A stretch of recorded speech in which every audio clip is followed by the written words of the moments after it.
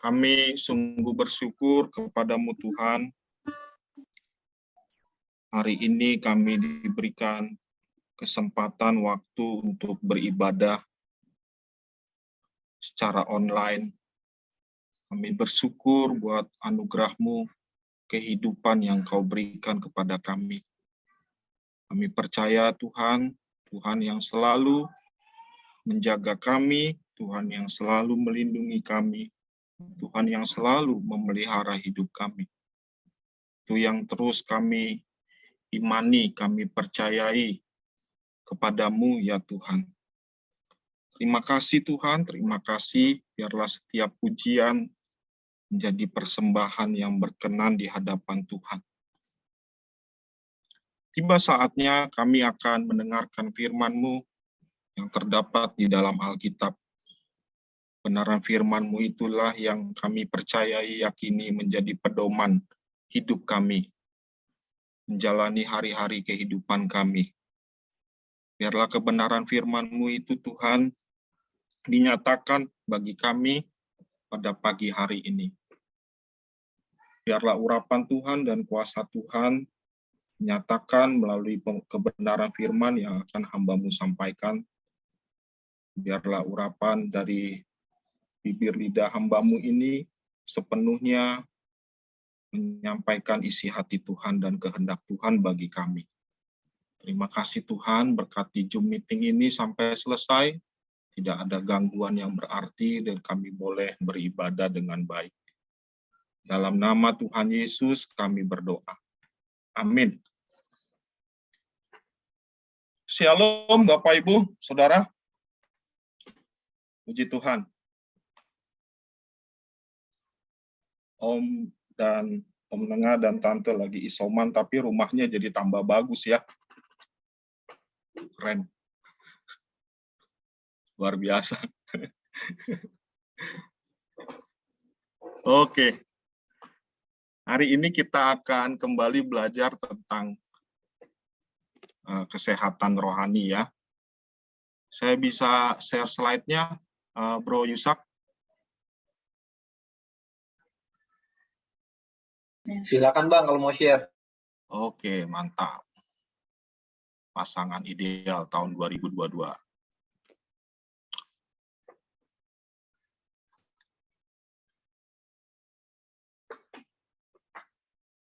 Oke, kita tahun 2022 ini adalah tahun kesehatan rohani ya. Gereja kita sudah dicanangkan menjadi tahun kesehatan rohani. Dalam bahasa Jawanya adalah the year of spiritual health. Ya. Tahun kesehatan rohani. Nah, minggu lalu kita sudah belajar mengenai menyingkirkan penyakit rohani. Setelah kita belajar menyingkirkan penyakit rohani, kita saatnya membangun kesehatan rohani. Nah, ini judul firman Tuhan hari ini, pemberitaan firman Tuhan hari ini tentang membangun kesehatan rohani. Dari kitab Efesus pasal yang keempat, ayat 17 sampai ayat yang ke-29. Efesus pasal yang keempat, ayat 17 sampai ayat 29. Silakan Bapak Ibu membaca Alkitabnya masing-masing agar Anda menemukan sendiri ya kekayaan rohani setelah dibaca. Efesus pasal yang keempat,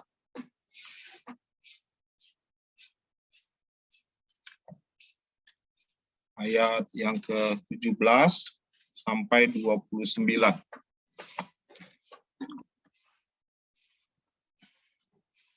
Demikianlah firman Tuhan, sebab ini kukatakan dan kutegaskan ini kepadamu di dalam Tuhan. Jangan hidup lagi sama seperti orang-orang yang tidak mengenal Elohim dengan pikirannya yang sia-sia dan pengertiannya yang gelap, jauh dari hidup persekutuan dengan Elohim, karena kebodohan yang ada di dalam mereka dan karena kedegilan hati mereka. Perasaan mereka telah tumpul sehingga mereka menyerahkan diri kepada hawa nafsu dan mengerjakan dengan serakah segala macam kecemaran. Tetapi kamu bukan demikian. Kamu telah belajar mengenal Kristus. Karena kamu telah mendengar tentang Dia dan menerima pengajaran di dalam Dia menurut kebenaran yang nyata dalam Yesus, yaitu bahwa kamu berhubung dengan kehidupan kamu yang dahulu harus menanggalkan manusia lama yang menemui kebinasaannya oleh nafsunya yang menyesatkan, supaya kamu dibaharui di dalam roh dan pikiranmu, dan mengenakan manusia baru yang telah diciptakan menurut kehendak Elohim di dalam kebenaran dan kekudusan yang sesungguhnya. Karena itu buanglah dusta dan berkatalah benar seorang kepada yang lain, karena kita adalah sesama anggota. Apabila kamu menjadi marah, janganlah kamu berbuat dosa. Janganlah matahari terbenam sebelum padam amarahmu, dan janganlah beri kesempatan kepada iblis. Orang yang mencuri, janganlah ia mencuri lagi, tetapi baiklah ia bekerja keras, melakukan pekerjaan yang baik dengan tangannya sendiri, supaya ia dapat membagikan sesuatu kepada orang yang berkekurangan. Janganlah ada perkataan kotor keluar dari mulutmu, tetapi pakailah perkataan yang baik untuk membangun di mana perlu, supaya mereka mendengarnya beroleh kasih karunia. Amin. Bapak, Ibu, Saudara yang dikasihi Tuhan, kita tahu bahwa tulisan Rasul Paulus ini ditujukan kepada jemaat Efesus, ya. Rasul Paulus sangat mengenal jemaat Efesus. Kalau kita membaca kisahnya ada di Kisah Rasul pasal 20. Di situ Rasul Paulus melayani mereka sampai mereka menerima Tuhan Yesus menjadi orang Kristen. Jemaat Efesus telah menerima Yesus dan belajar mengenal Yesus. Mereka sudah menjadi murid Kristus. Tetapi ternyata mereka masih memiliki cara hidup yang lama. Manusia yang lama. Penyakit yang lama. Ya, manusia dagingnya yang lama. Kehidupan manusia yang lama. Makanya di ayat 17, kukatakan dan kutegaskan ini kepadamu. Jadi di antara jemaat Efesus itu, mereka masih hidup dalam kehidupan manusia lama. Disinilah Rasul Paulus menegaskan kembali untuk meninggalkan kehidupan yang lama dari jemaat Efesus. Supaya mereka jangan hidup lagi sama seperti orang yang tidak mengenal Tuhan. Jangan lagi hidup seperti manusia lama, tetapi menjadi manusia baru yang dibaharui oleh kebenaran. Ya, dibaharui oleh kebenaran, dibaharui oleh Yesus, dibaharui oleh firman. Tinggalkan manusia lama itu dan hiduplah baru di dalam Yesus. Di sini Rasul Paulus menegaskan supaya mereka membuang segala penyakit rohani, menyingkirkan segala penyakit rohani yang menyebabkan mereka sakit rohaninya, dan bangunlah kesehatan rohani. Bapak, Ibu, Saudara yang dikasihi Tuhan, jemaat Cibunar, apa yang ditegaskan oleh Rasul Paulus kepada jemaat Efesus di dalam ayat ini, hal ini juga ditegaskan bagi kita jemaat Cibunar, jemaat masa kini. Siapa tahu, mungkin saja, barangkali kita sudah mengenal Yesus, kita sudah percaya kepada Yesus, kita menjadi murid Yesus, tapi ternyata kita masih hidup yang lama. Kita masih mempunyai penyakit-penyakit rohani. Penyakit rohani itu adalah kehidupan daging kita, kehidupan lama kita, manusia lama kita.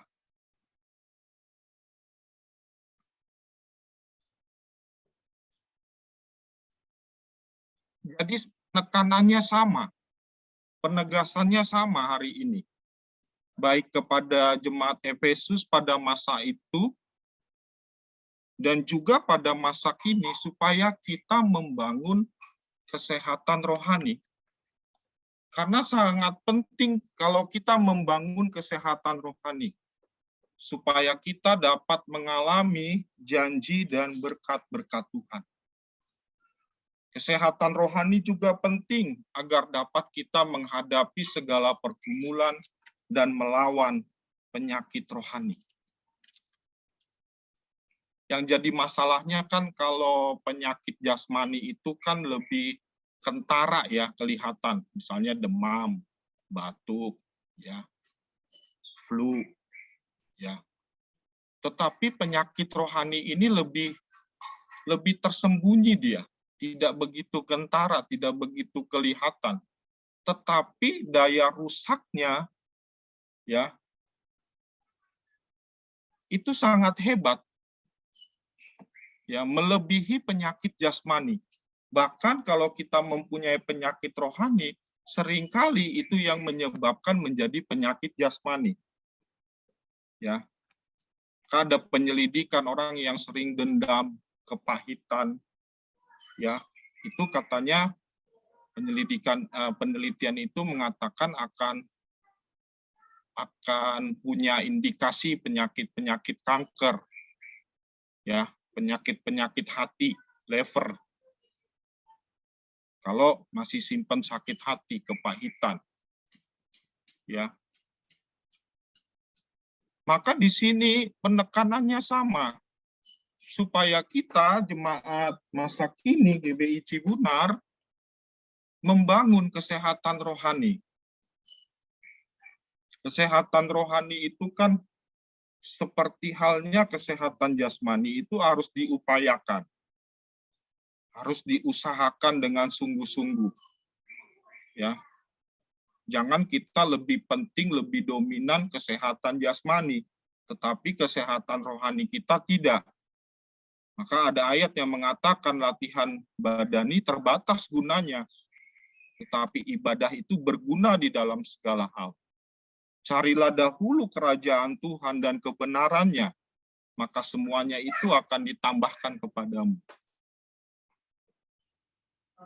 Jadi, kesehatan rohani itu harus diupayakan. Harus diusahakan dengan sungguh-sungguh.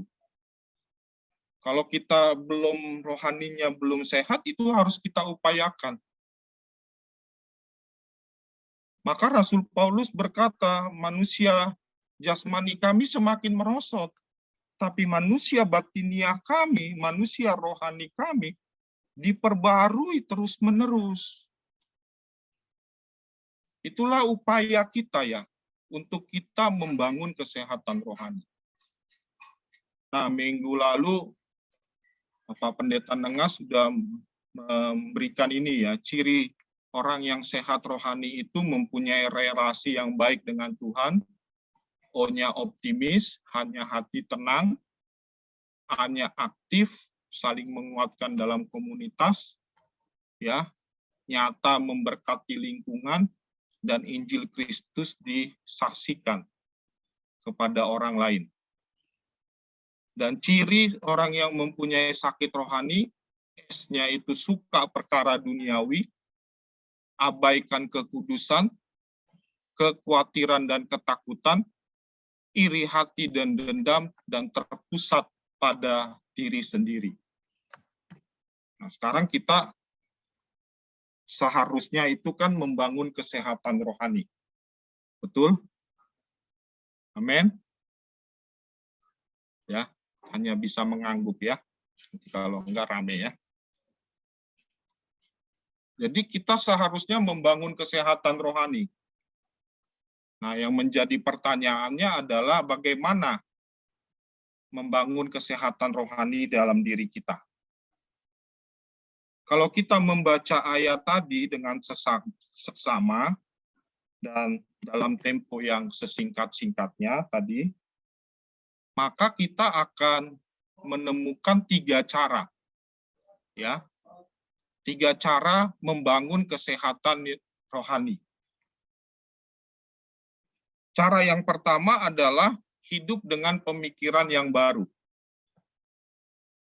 Efesus 4 ayat 17 sampai 18. Saya ulang kembali buat Anda.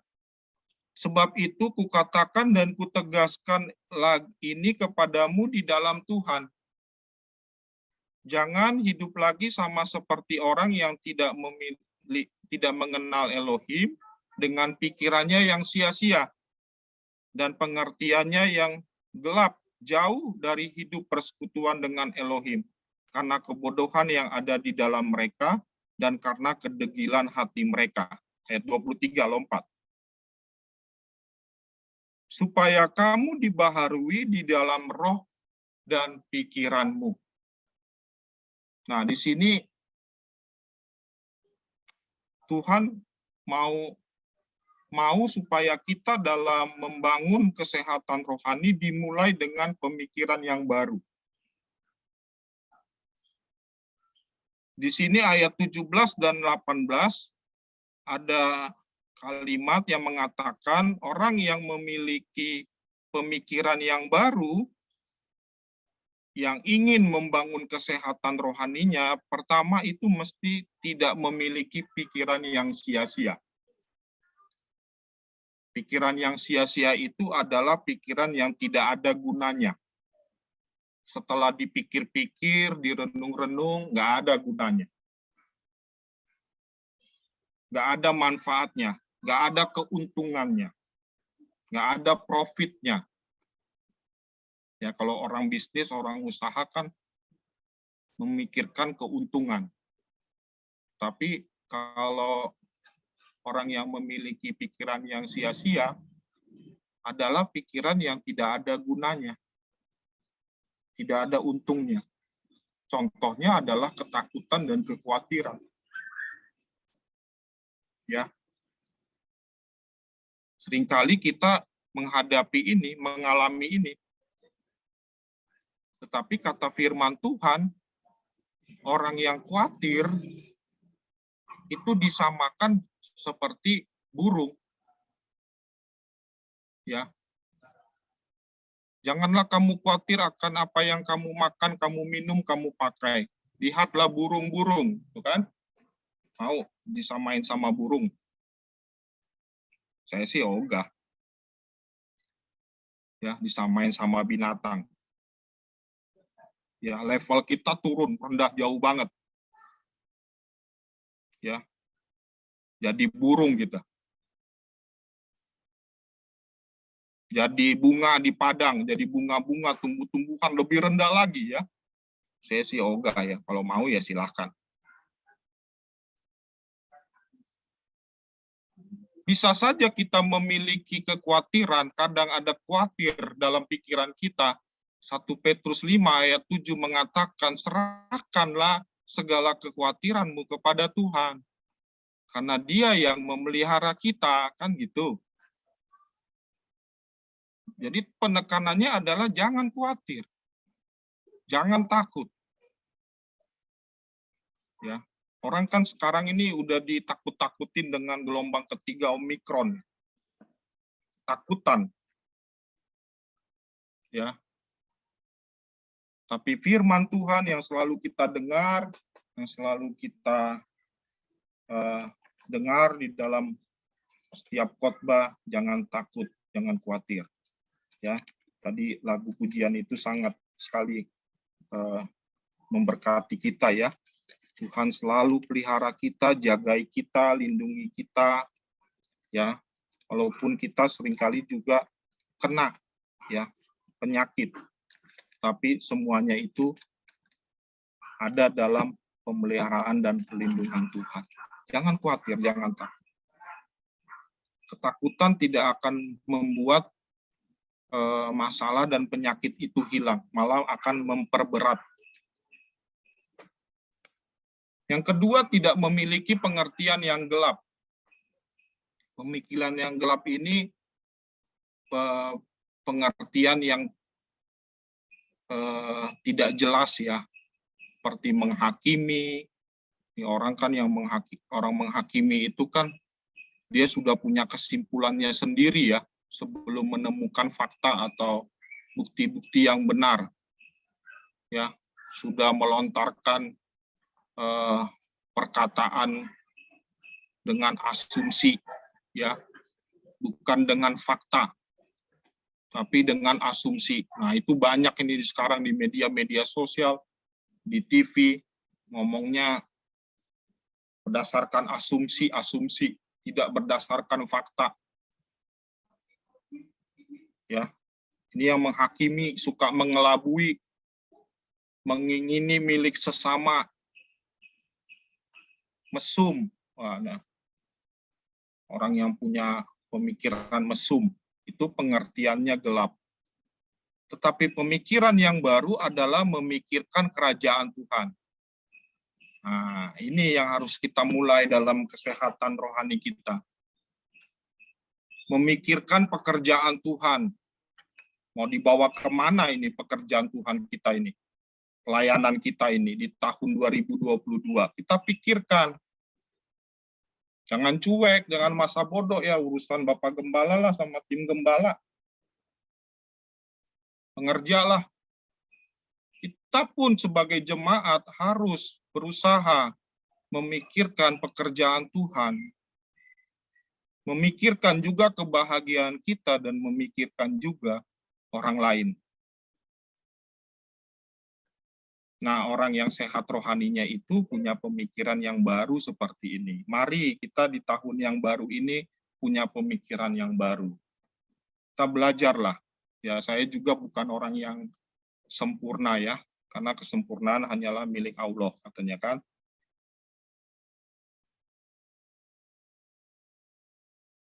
Jadi kita belajar ya. Kita semua belajar untuk mempunyai pemikiran yang baru. Memikirkan kerajaan Tuhan, memikirkan pekerjaan Tuhan, memikirkan kebahagiaan kita, dan juga memikirkan orang lain.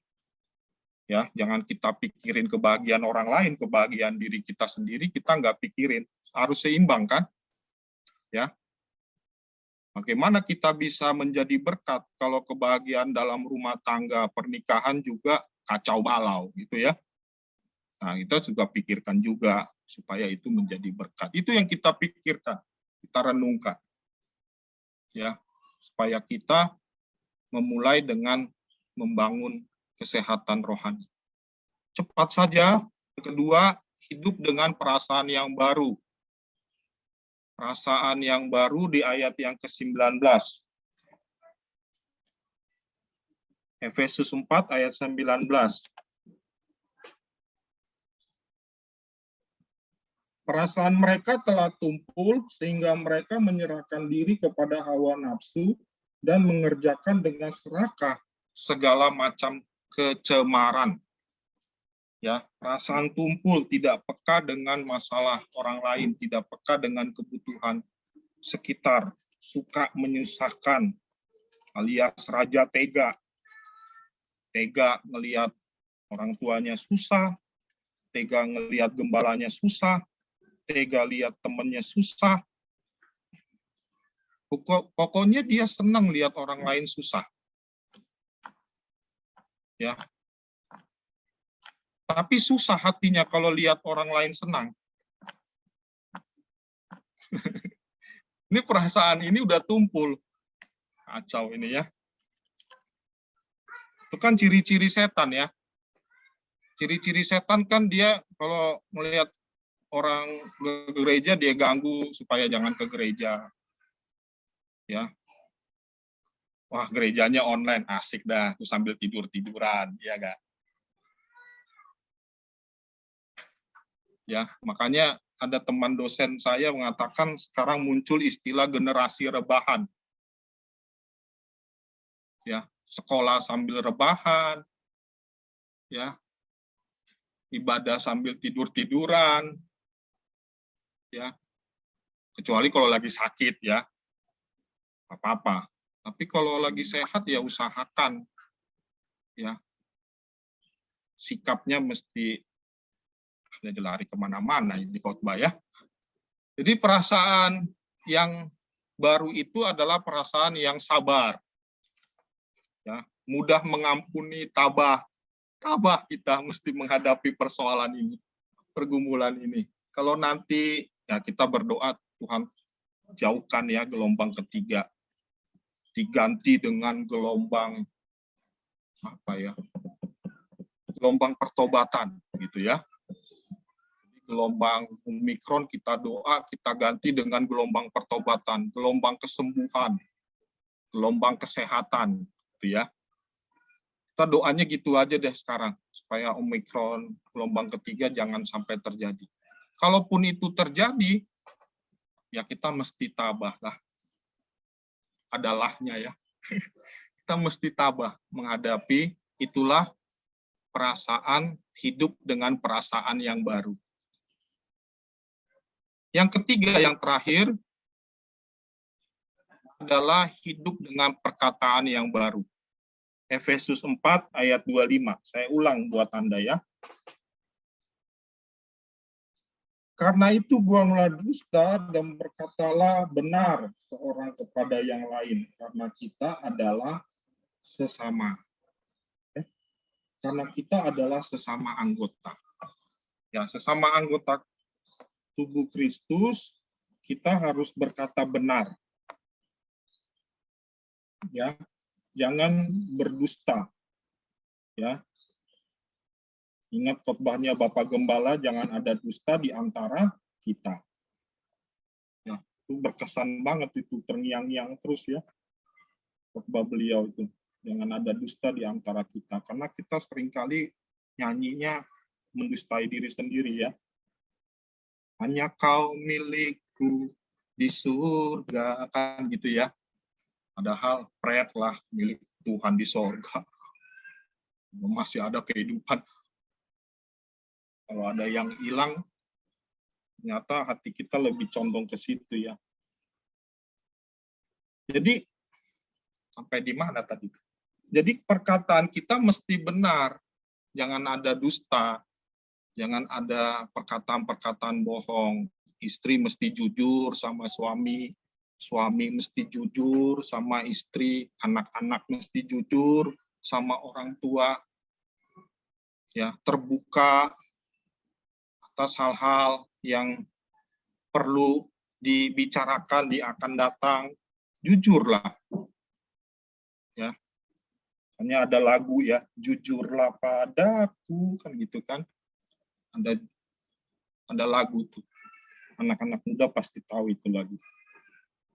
5 sikap perkataan yang baru dalam membangun kesehatan rohani.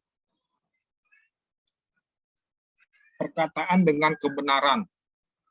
Ya. Jangan dusta, benar. Sesuai fakta, bukan asumsi. Ya jelas. Ya. B. Perkataan keberkatan.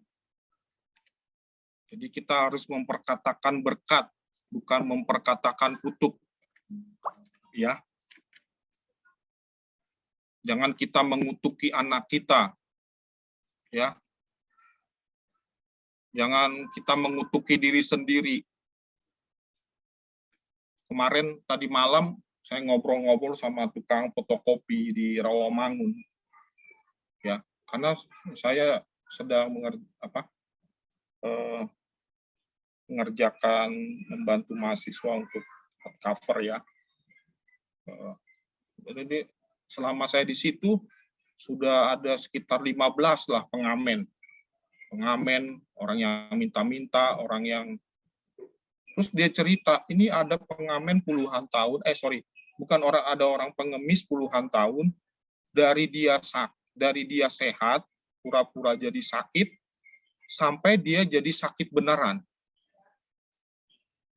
Ya, kan ada tuh pengemis yang pura-pura kan, kakinya nggak ada. Padahal kalau di tempat sepi, dia kalau udah capek dia selonjorin tuh katanya kakinya tuh. Kalau pegel kan, ternyata kan disembunyikan itu kakinya kan, supaya kelihatan cuma kakinya satu. Itu dia cerita tuh, gini Pak, mereka perilakunya begini, tangannya lah disembunyikan. Tapi tiba-tiba orang yang pengemis tadi yang tadinya sehat berpura-pura sakit, kakinya benar-benaran lumpuh. Ya, akhirnya benar-benaran jadi pengemis yang kakinya lumpuh. Itu artinya kalau kita mengutuki diri sendiri, itu akan terjadi kepada kita gitu ya. Apalagi kita mengutuki orang lain.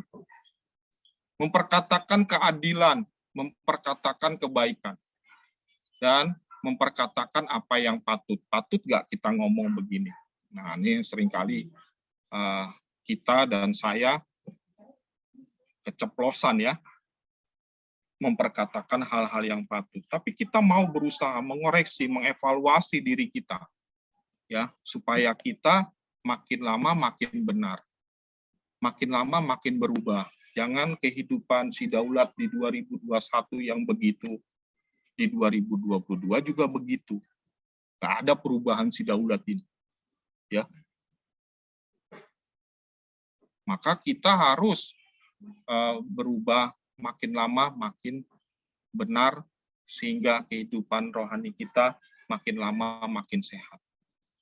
Kesimpulannya, agar kita memiliki rohani yang sehat, kita harus membangun kesehatan rohani dengan pemikiran yang baru, perasaan yang baru, dan perkataan yang baru.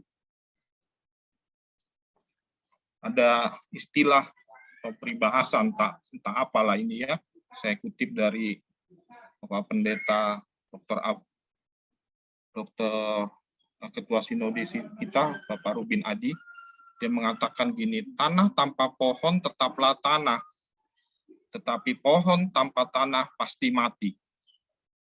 Air tanpa ikan tetaplah air, tetapi ikan tanpa air pasti mati. Tuhan tanpa manusia tetaplah Tuhan, tetapi manusia terbalik ya, tetapi manusia tanpa Tuhan pasti mati. Jadi biarlah kita dibaharui terus di dalam kebenaran firman, ya, sehingga pemikiran kita baru, perasaan kita baru, dan perkataan kita baru. Amin. Tuhan Yesus memberkati.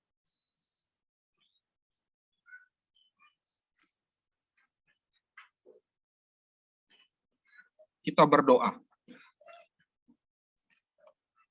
Kami sungguh mengucap syukur kepadamu ya Tuhan. Hari ini kami telah belajar firman Tuhan mengenai pentingnya kami membangun kesehatan rohani kami. Supaya hidup rohani kami makin lama makin sehat. Dan berkat-berkat dan janji-janji Tuhan akan digenapi terjadi di dalam kehidupan kami.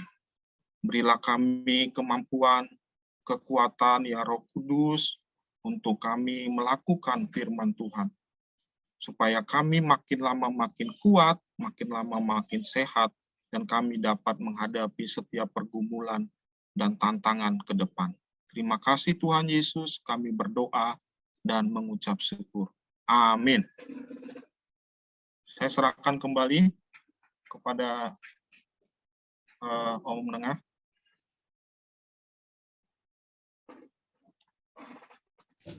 Ya. Shalom semua. Puji Tuhan, kita telah mendengar firman Tuhan, telah diberkati firman Tuhan. Terima kasih untuk hambanya, Pendeta Daulat Tambunan, yang sudah melayani kita, menyampaikan firman Tuhan untuk membangun kesehatan rohani kita. Ya, tahun ini bagi gereja kita adalah tahun kesehatan rohani.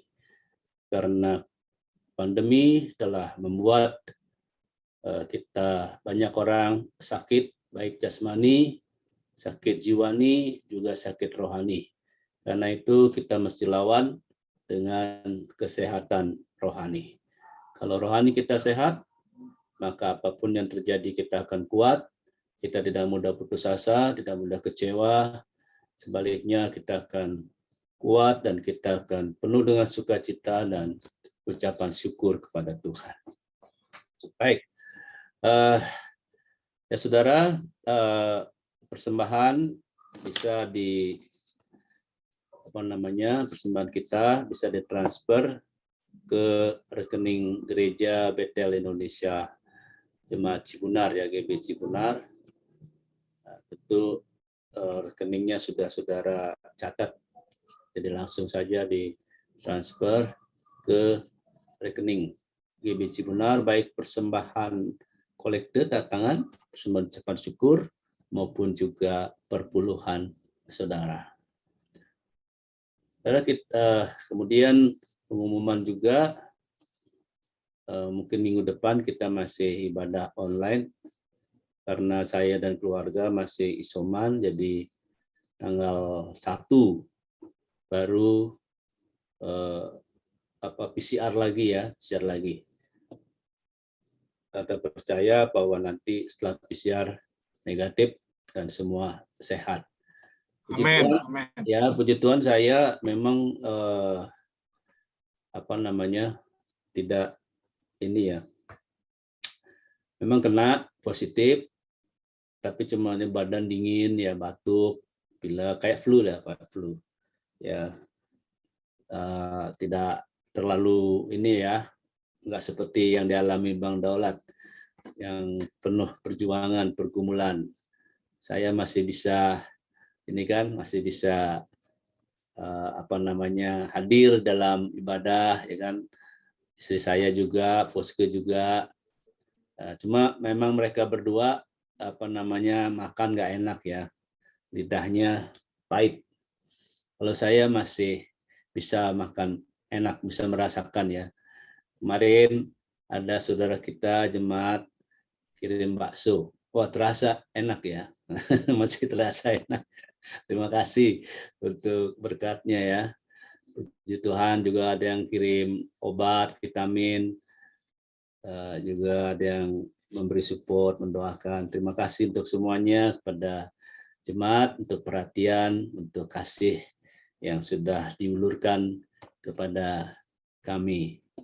Ya, itu saja. Jadi diharapkan Februari awal kita sudah beribadah lagi secara hybrid ya, secara hybrid, onsite dan online. Nah, sekarang kita online saja. Saya kira tidak ada pengumuman lagi. Om, ada pengumuman Om, tambahan Om?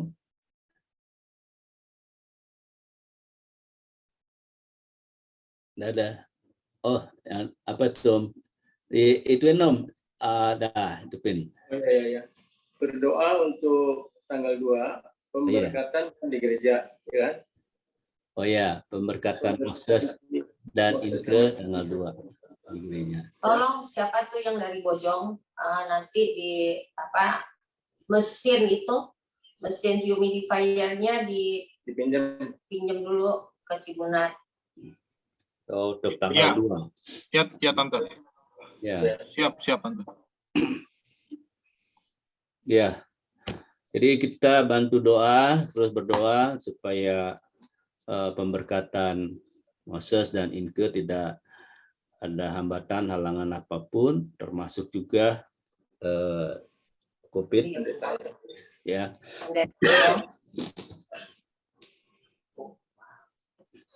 Ya. Saya kira cukup ya pengumumannya. Kita akan akhiri ibadah kita. Nanti saya minta Bapak Gembala untuk tutup kita dalam doa. Mungkin naikkan satu pujian, Pak Tony.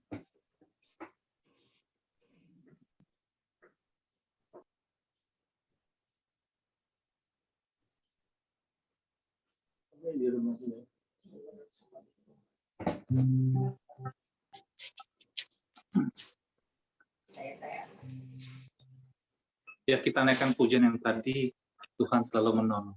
Amin. Tuhan selalu menolongku, selalu menjagaku, selai di rambutku tak akan terjatuh. tanpa seizinku.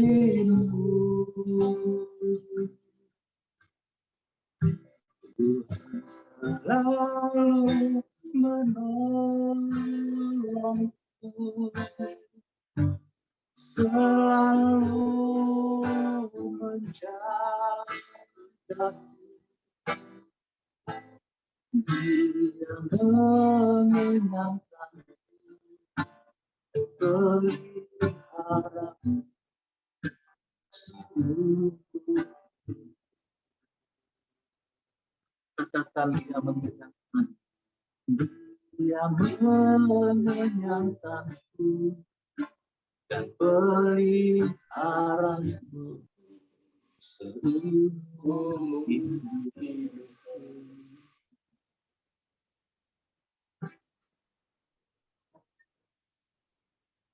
Kita bersatu dalam doa. Bagaimanapun juga Tuhan, kami percaya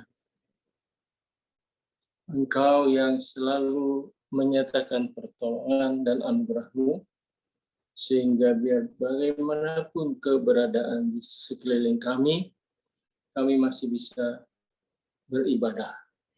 Terimalah setiap pujian, penyembahan. Terimalah kami masing-masing sebagaimana kami ada. Tuhan, kami percaya Engkau tidak akan meninggalkan kami sendirian. Engkau Bapa yang baik, Bapa yang maha baik. Tuhan tahu pergumulan kami masing-masing, kesusahan, kesulitan, sakit, penyakit, dan peperangan roh. Engkau itu Yahweh Rafa, Tuhan tabib di atas segala tabib. Engkaulah penyembuh yang satu-satunya. Tuhan Yesus, terimalah pelayanan semua hamba-hamba-Mu, semua ibadah jemaat-Mu, dan biarlah Engkau dipermuliakan. Berkatilah mereka semua, berkatilah kami bersama-sama, supaya kami semakin mengasihi Tuhan, mengasihi pekerjaan Tuhan, mengasihi satu sama lain. Kami doakan pemerintah, bangsa, dan negara kami, dan kami percaya yang terbaik itu saja yang akan terjadi. Bapa, sekarang kami membuka hati kami untuk menerima berkat dari Tuhan dengan percaya. Haleluya. Saudara-saudara yang Tuhan kasihi, terimalah rahmat dan anugerah dari Bapa di sorga. Kasih yang sempurna dari Tuhan Yesus Kristus, pimpinan, persekutuan, dan kuat kuasa Roh Kudus, menyertai saudara-saudara masing-masing, menyertai kita bersama-sama, mulai pagi hari ini, siang hari ini, sampai Maranatha. Kita jumpa Tuhan di awan-awan yang permai. Sama-sama katakan, amin. Amin. Terima kasih, Om. Dan berkati semua.